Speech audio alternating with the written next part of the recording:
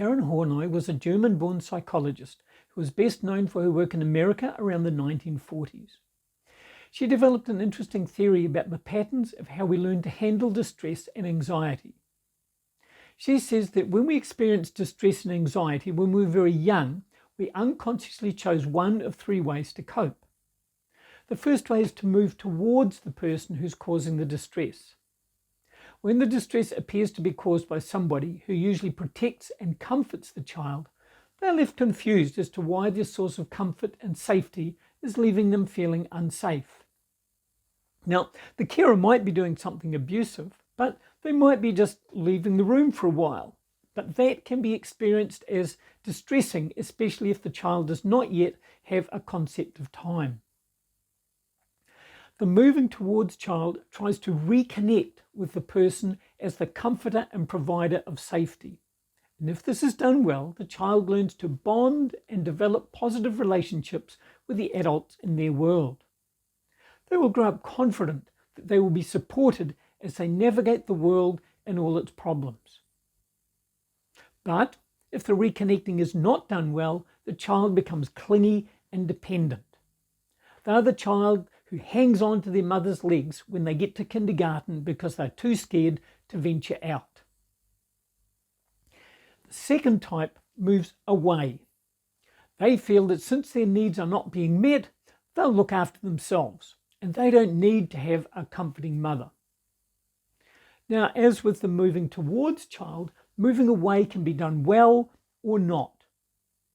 The moving away child learns to stand on their own 2 feet, make their own decisions, and to not be too reliant on other people. But if it's not done that well, it can lead to isolation and withdrawal. The child becomes fearful and suspicious of others, and the world feels hostile, and they would prefer to be by themselves. The third type moves against. This child is angry that their needs are not being met, and they rebel against those that they see as having caused the problem. On the positive side, they become a person who will not allow themselves to be walked over or victimized. They will stand up for themselves.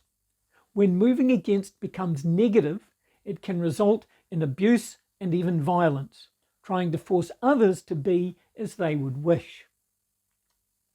Now, having chosen one of these 3 strategies as the main strategy, we then choose a second backup strategy from the other 2 left, and we use them whenever the first strategy does not seem to be working.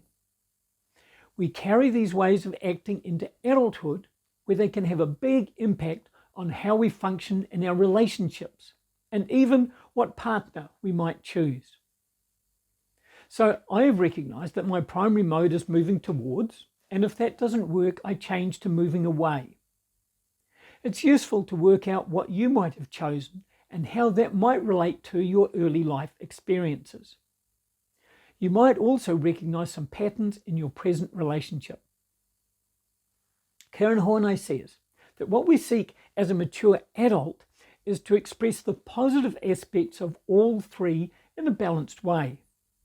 So this is a very simple theory, but it's amazing how helpful it can be.